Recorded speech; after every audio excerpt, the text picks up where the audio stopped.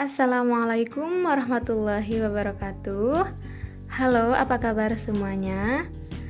Selamat datang kembali di layanan informasi, bimbingan, dan konseling bersama saya, Mila Emilia. Kali ini saya akan membahas tentang cara belajar efektif dan efisien.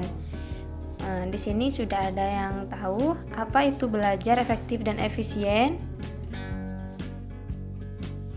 Belajar efektif dan efisien adalah sebuah proses belajar yang menyenangkan, terjadwal dengan baik, tidak menghabiskan banyak waktu, tapi bisa mencapai hasil yang maksimal demi mencapai keberhasilan dalam proses belajar.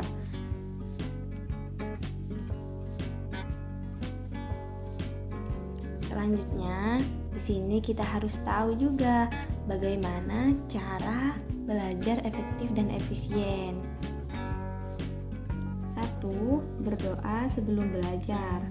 Nah, berdoa sebelum belajar ini sangat perlu karena dengan berdoa kita juga akan meluruskan niat kita dalam belajar. 2. Mencari tempat dan suasana yang nyaman. Nah, biasanya kan suasana dan tempat yang nyaman ini tergantung pada diri kita sendiri. Ada orang yang nyaman belajar di tempat yang kotor, misalkan. Ada orang yang nyaman belajar di tempat yang bersih. Nah, ada juga orang yang senang belajar di suasana yang sepi. Ada yang di keramaian. Pokoknya kan ini tergantung dengan diri kita sendiri. Ada yang nyaman belajar sambil dengerin musik atau sambil nyanyi atau sambil apa deh, terserah, pokoknya yang sesuai dengan diri kita masing-masing. Nah, selanjutnya nomor 3, belajar rutin bukan lama.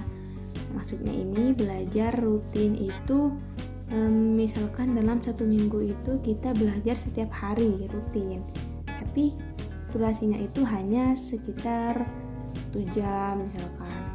Nah, kalau belajar lama itu dalam 1 minggu misalkan hanya belajar 1 hari, tapi berdurasi selama 5 jam. Nah, itu juga tidak efektif, karena yang lebih efektif itu yang sebentar tapi diulang-ulang. Nah, yang keempat yaitu dengan cara menggunakan metode yang sesuai. Nah, metode yang sesuai di sini juga tergantung dari diri kita masing-masing. Ada seseorang yang menggunakan metode menghafal dalam belajar, ada yang menggunakan metode memahami tanpa menghafal, dan juga dengan cara misalkan dijadikan lagu atau apa. Yang penting yang sesuai dengan diri kita masing-masing juga. Selanjutnya yang kelima di sini yaitu dengan cara membuat rangkuman materi atau mind mapping. Nah, biasanya rangkuman materi ini berlaku pada materi-materi yang tidak berkaitan dengan angka, seperti sejarah, PKN, IPA, dan lain-lain. Nah, sedangkan yang keenam ini yaitu dengan cara belajar dengan banyak praktik. Nah, yang ini biasanya itu digunakan pada materi-materi yang berkaitan dengan rumus-rumus angka seperti matematika, fisika, kimia, dan lain-lain. Nah, yang selanjutnya yaitu terakhir mengulang materi. Mengulang materi ini sangat efektif dilakukan sebelum kita menuju materi selanjutnya. Jadi sebelum kita mempelajari materi yang akan kita pelajari, kita alangkah baiknya mempelajari atau mengingat materi sebelumnya. Sampai di sini dulu ya videonya, semoga bermanfaat.